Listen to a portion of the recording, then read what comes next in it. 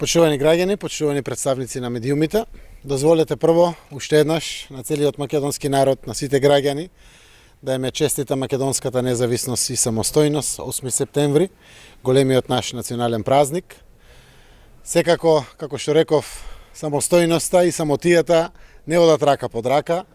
Денеска, после 29 години, самостојност на државата, имаме најголем број на пријатели. Денеска целиот свет ни се пријатели. Но исто така, сами граѓаните не се оставени и дома. Затоа што имаме држава, имаме институции, имаме влада, која што е тука да им се најде. Во конкретниот случај, денеска, на нашиот голем празник на независноста и самостојноста, сме со лозарите да разговараме во решавањето на сериозен проблем кој што го имаат овие наши граѓани, како типичен пример на една од најзначајните земјоделски гранки во државата. Оваа година состојбата со лозарството е тешка, затоа што затворени се угостителските објекти долг период и дома, но и во земите традиционални партнери. Тоа предизвика да имаме 55 милиони литра вино во визбите, кое што за разлика од лани ова време беа меѓу 30 и 35 милиони литра. Сето тоа предизвикува секако загрижена состојба за сите. Оваа година имаме и болест. 20 до 30% на лозовите насади се зафатени од болеста бутрицис, која што секако предизвикува одредено опаѓање на грозјето и секако намалување на приносите, но и таму каде што има грозјето, заради дождовите кои што беа пред 10 на 15, 20 дена и месец дена, предизвикуваат секако и поголеми приноси на делот на грозјето. Денеска сме овде да најдеме фер решение, кое што ќе биде фер за лозарите, фер за визбите, фер за државата, затоа што само на тој начин верувам дека државата исправно ќе им служи на своите граѓани.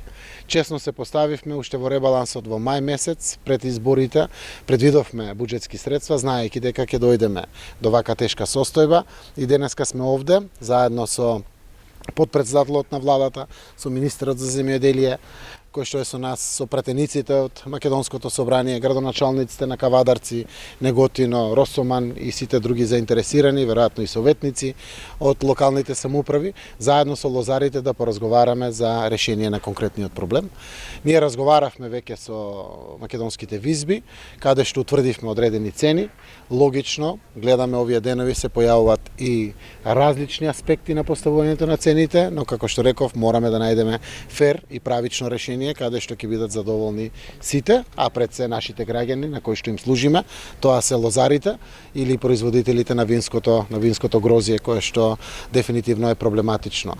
Сакам да знаат граѓаните дека ова година тоа што го договоривме со визбите на работниот состанок, на кој што беше кандидатот за министер Аријанит Хоџа во тоа време, актуелниот министер Трајан Димковски, кој што сега и денеска исто така со нас, пратениците и представниците на визбите, беше да ја постигнеме ланската цена, каде што логично државата треба да направи дополнителна интервенција, заради тоа што откупните цени ќе бидат пониски.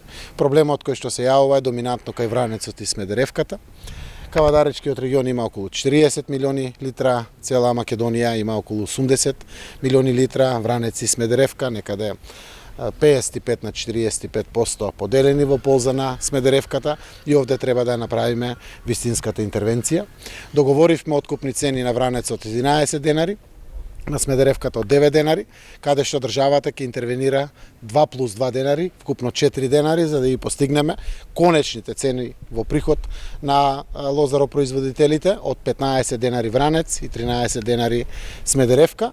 Дополнително утврдивме и смогнавме сили да најдеме 2 денари за високосортните грозја, како што е, Ризлингот и сите други грозја, каде што некаде покриваме количина од 10 милиони литри или 10 милиони килограми, кој што дополнително е издаток од 20 милиони денари. Целото ова дополнителна интервенција, како што гледате, на 80 милиони килограми, дополнително со 10 милиони за високосортните грозја, некаде државата ќе ја чини околу 340 милиони денари, тоа се некаде 5,5 милиони евра.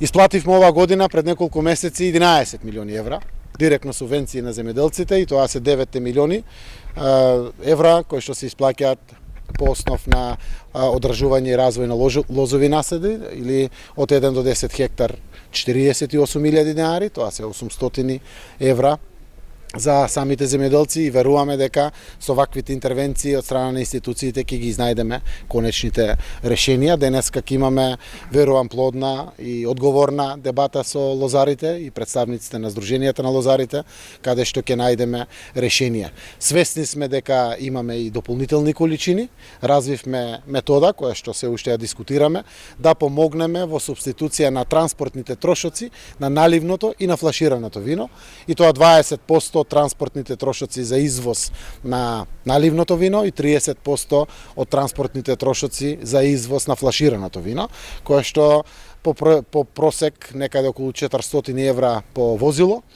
во државата излегува некаде над 1,5 милион евра дополнителни субвенции, се со конечна цел да се испласира сите тие залихи, за да можат самите визби да имат поголем апсорбционен капацитет и секако поголем откуп на винското грозје.